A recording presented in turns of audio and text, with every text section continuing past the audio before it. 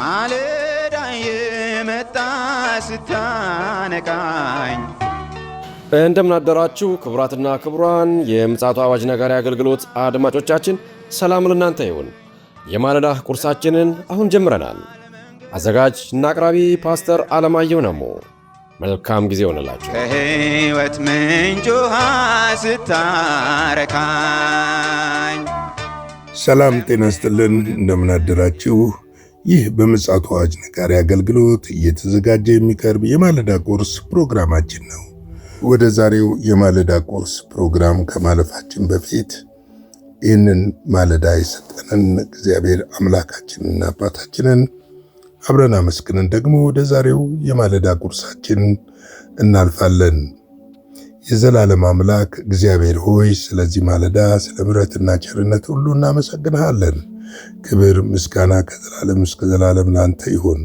በዘመናት ሁሉ መካከል ጠብቀ ምሕረትህን አብዝተ ቸርነትህን አድርገህልን በዚህ ማለዳ ደግሞ በፊትህ እንድንሆን ዕድሜን ጨምረህልን ይህንን ዕድል ስለሰጠን እናመሰግንሃለን።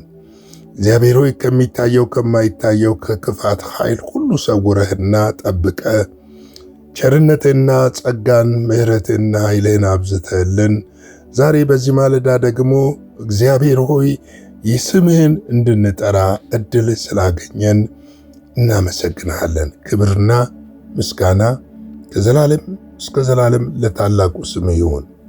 በነገር ሁሉ ስለረዳን፣ ስላገዝከን፣ ስላልተውከን በዚህ ክፉና አስጨናቂ ዘመን በዚህ አስጨናቂ ትውልድ መካከል ያንተ ምሕረትና ጸጋ እጆቻችንን ስለያዘ አንደበታችን ለአንተ ክብር እንዲከፈት ስለፈቀድክ እግዚአብሔር ሆይ እናመሰግንሃለን።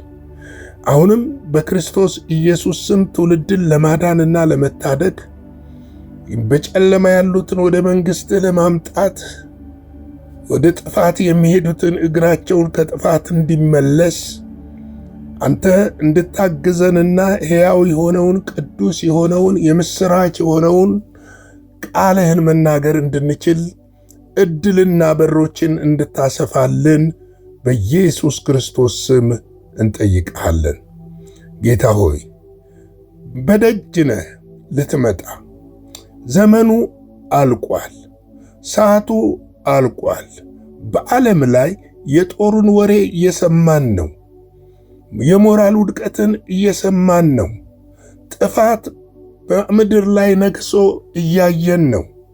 ክፋት እግር አውጥቶ የሚጨበጨብበት ዘመን ላይ መድረሳችንን እየተመለከትን ነው። አባት ሆይ አንተ ግን ዛሬም ትችላለህ። ኃይልህ አልደከምም።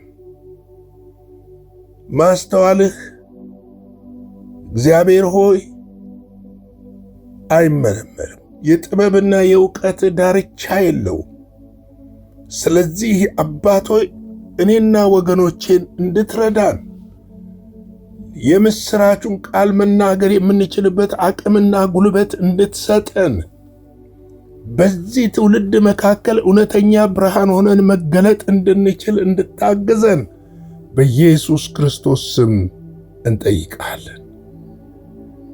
እግዚአብሔር ሆይ ያንተ ቃል ያድናል፣ ያንተ ቃል ይፈውሳል፣ ያንተ ቃል ነፃ ያወጣል፣ የዕውሩን ዓይን ይከፍታል፣ በጨለማ ላሉት ብርሃን ያበራልና።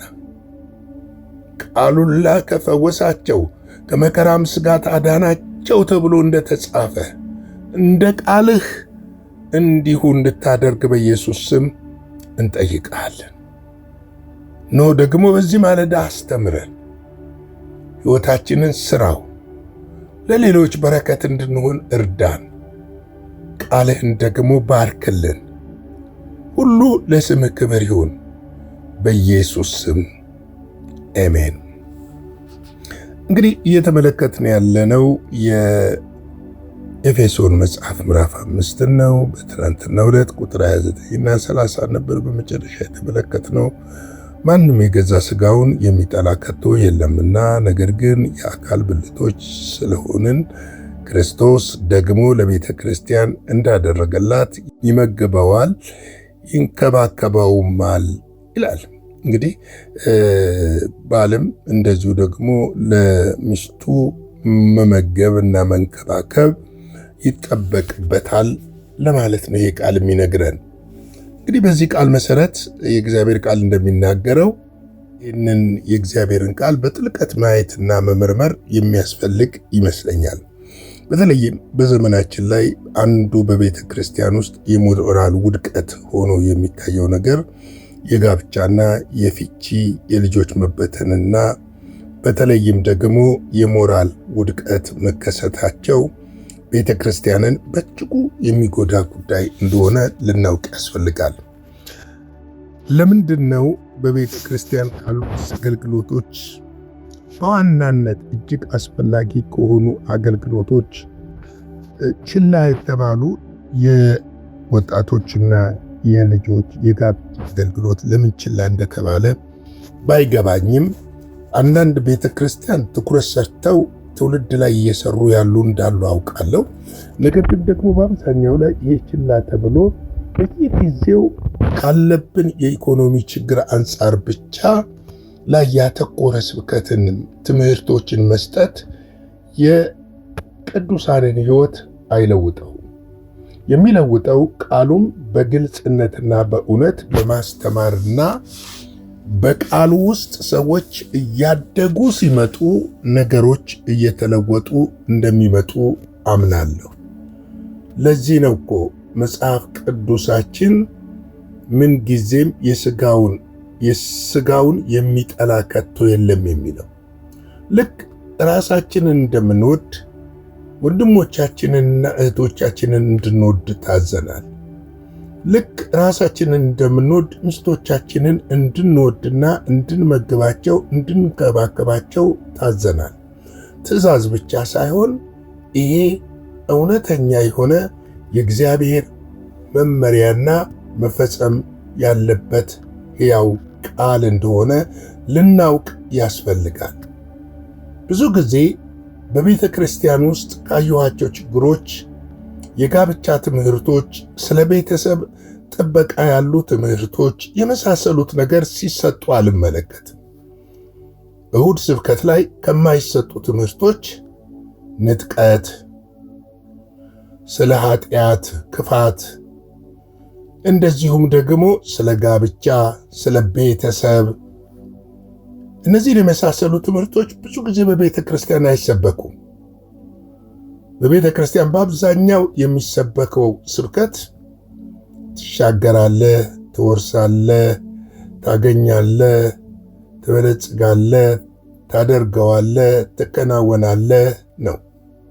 መከናወን ግን በትክክል ካጤነው በእግዚአብሔር ቃል ውስጥ ነው ያለው። ያለ እግዚአብሔር ቃል መከናወን የለም። ትዳር እየፈረሰ ቤተሰብ እየተበተነ ቤተሰብና ትዳር በሞራል ውድቀት ውስጥ እየገባ መከናወን የሚባል ነገር የለም። ቤተ ክርስቲያንም እድገት የሚባል ነገር አይታሰብም። የመጀመሪያዋ ቤተ ክርስቲያን የምትጀምረው ከቤት ውስጥ ነው። የእያንዳንዱ ቤት ጥንካሬ ቤተ ክርስቲያንን ጠንካራ ያድርጎ ያወጣታል። የእያንዳንዱ ቤት በመንፈሳዊ ብስለትና ማደግ በቤተ ክርስቲያን ውስጥም ትልቅ በረከትን ይዞ ይመጣል። እኔም ማምነው መጽሐፍም የሚናገረው እውነት ይህን ስለሆነ ነው። ስለዚህ ነው እንግዲህ ይመግባታል፣ ይንከባከባታል የሚለው። ቁጥር 31 ላይ አንድ አስፈላጊና ቁልፍ የሆነ ነገር የእግዚአብሔር ቃል ይነግረናል። እንደዚህ የሚል ቃል ስለዚህ ይላል ሰው አባትና እናቱን ይተዋል፣ ከሚስት ጋር ይተባበራል፣ ሁለቱም አንድ ሥጋ ይሆናሉ ይላል። ይሄ ጥቅስ የተወሰደው ከየት ነው ብንል ዘፍጥረት 2 ላይ ነው። ጌታ ኢየሱስ ክርስቶስ የመጀመሪያውን ወንድና ሴት አድርጓቸው ከፈጠራቸው በኋላ የነገረን የሕያው የእግዚአብሔር ቃል ነው። አንድ ሥጋ ይሆናሉ ያለውን። አንድ ሥጋ ማለት እንደው በአንድ እግር ውስጥ ይራመዳሉ ማለት ሳይሆን ሁለት ቢሆኑም ሐሳቢያቸው፣ ምልከታቸው፣ እይታቸው አንድ ይሆናል። ውሳኔያቸው አንድ ይሆናል። ምክንያቱም አንድ አካል ስለሆኑ በመንፈስ የተሳሰረ የተገመደ እውነተኛ ማንነት በትዳር ውስጥ ሲሆን እሳቤያቸው አንድ እንደሚሆን ምንም ጥርጥር የለው። ጌታ ኢየሱስ ክርስቶስ ዮሐንስ 17 ላይ ሲጸልይ ምን እንዳለ ታውቃላችሁ? እኔና አብ አንድ እንሆን፣ እኛ አንድ እንደሆን አንድ አድርጋቸው ነው ያለው። ስለኛ እንኳን ስለ ቤተ ክርስቲያን እንኳን ሲጸልይ፣ ስለ ቅዱሳን እንኳን ሲጸልይ አንድ አድርጋቸው። ሐዋርያት ሥራ ላይ ሄደን ደግሞ ስንመለከት ምዕራፍ 4 ላይ አንድ ልብ አንድ መንፈስ ነበራቸው ይላል።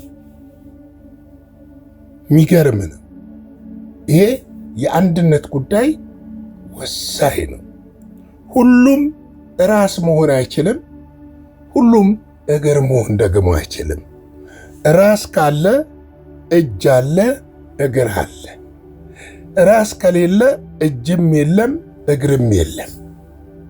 ስለዚህ ነው ወንድ የሚስት ራስ ነው፣ የቤት ራስ ነው የሚለው መጽሐፍ ቅዱስ ከዚህ እውነት ተነስቶ ነው። አንድ አካል ነን ሲል የማንለያይ ነው። ብዙ ጊዜ ትዳሮች መሰረታቸው ማቴሪያል ላይ ስለሆነ ነው ፍቺ በዚህ ዘመን የበረከተበት ትልቁ ምክንያት። ማቴሪያል ላይ አይደለም መታየት ያለበት። ምክንያቱም የዚህ ዓለም ነገር የሚመጣና የሚሄድ ነው። ዛሬ አለው ተብሎ ብላ ወይም አላት ብሎ የገባበት ትዳር የሀብት ሊጠፋ ይችላል። የሀብት ሲጠፋ የሀብት ሲወድም ምን ይሆናል? ቤቱ መፍረስ ይጀምራል። የትዳር መሰረቱ አለቱ ላይ ነው መመስረት ያለበት። የእግዚአብሔር እውነትና ቃል ላይ ነው መመስረት ያለበት። ፍቅር ላይ ነው መመስረት ያለበት። አንድ አካል የሚያስኮነው ይሄ ነው። የእሷ ቁስል እሱን ሲጠዘጥዘው፣ የእሱ ራስ ምታት እሷን ሲያማት፣ አንድነት የሚለው ቃል ይሄንን ነው የሚያመለክተው።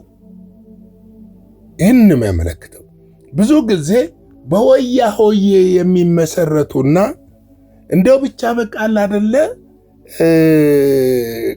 ሴቶች ብዙ ጊዜ ቆሜ የቀረው ከሚል እሳቤ ተነስተው ሲያገቡ፣ ወንዶች ደግሞ እንደው በቃል አይደለ የራሳቸውን የግል እንትናቸውን ለማድረግ አስተው ሲያገቡ ትዳር የፈረሰው ያለት ነው። ለዚህ ነው ቤተ ክርስቲያን ቅድመ ጋብቻና ስለ ጋብቻ በደንብ ማስተማር አለባት ብዬ የምለው። በነገራችን ላይ በዚህ ጉዳይ ላይ ብዙ ትምህርትም የሚሰጡ አይደለም። አሁን እንደውም በአንድ ሳምንት ለብ ትምህርት የጋብቻ ስርዓት ሁሉ የሚፈጸምባቸው ቦታዎች እንዳሉ ሁሉ ተመልክተናል። ስለዚህ ይሄ ጉዳይ ነገ መጀመሪያ ቤተሰብ ላይ፣ ቀጥሎ ቤተ ክርስቲያን ላይ፣ ቀጥሎ ሀገር ላይ ቀውስ ሊያስከትል ስለሚችል በመሪዎች አስተውለው ይህንን ጉዳይ እንዲያደርጉ ያስፈልጋል ማለት እወዳለሁ። እንግዲህ ስለዚህ ሰው ምን ይሆናል ይላል? አባቱን እናቱን ይተዋል። ምን ማለት ነው አባትና እናትን መተው? ይህንን ትንሽ ልመልከት። አባቱን ይጠላል ማለት አይደለም። እናቷን ወይም እናታቸውን ይጠላሉ ማለት አይደለም። ምንድነው? በትዳራቸው ውስጥ አባታቸው ወይም እናታቸው ከዛ በኋላ በሚስት ላይ ሚና ያለው ባል ሲሆን በባል ላይ ሚና ያላት ሚስት ነች እንጂ አባትና እናት አይደሉም ማለት ነው። ሚና የላቸው። እነሱን ልንደግፋቸው፣ ልናከብራቸው፣ ልንወዳቸው ያስፈልጋል እንጂ በቤታችን ላይ፣ በትዳራችን ላይ፣ በኑሯችን ላይ ውሳኔ ሰጪ ማድረግ አያስፈልግም የሚለውን ሐሳቤ የያዘ ነው። ለዛሬው እዚህ ላይ ላብቃ። ላይክ፣ ሼር፣ ሰብስክራይብ በማድረግ አገልግሎታችንንም በገንዘባችሁ በመደገፍ ከኛ ጋር አብራችሁ እንድትቆሙ በጌታ ፍቅር ፍጹም ትህትና ጠይቃለሁ። አጭር ጸሎት ጸልየን እንጨርሳለን። የዘላለም አምላክ እግዚአብሔር ሆይ ስለዚህ ማለዳ ስለ ምሕረትህ፣ ስለ ቸርነትህ፣ ስላስተማርከን ሕያውና ቅዱስ ቃል ሁሉ እናመሰግንሃለን። ይህ ቃል በሕይወታችን እንዲሰራ እግዚአብሔር ሆይ ኃይል፣ ጉልበት፣ ብርታት፣ አቅም እንድትሆነን ደግሞ በክርስቶስ ኢየሱስ ስም እንጠይቅሃለን። በነገር ሁሉ እንድትረዳን፣ እንድታግዘን፣ አቅምና ጉልበትን እንድትሰጠን እግዚአብሔር በዚህ ዘመን ውስጥ እውነተኛ የቃልህን ብርሃን መግለጥ እንድንችል ጸጋህ እንዲበዛልን እጠይቅሃለሁ። ስለዚህም ጊዜ አመሰግንሃለሁ። ቀሪውን ጊዜ ሁሉ ባርክልን፣ በደምህ ሸፍነን፣ ከክፉ ሁሉ ጠብቀን፣ በኢየሱስ ጌታ ድንቅ ስም አሜን።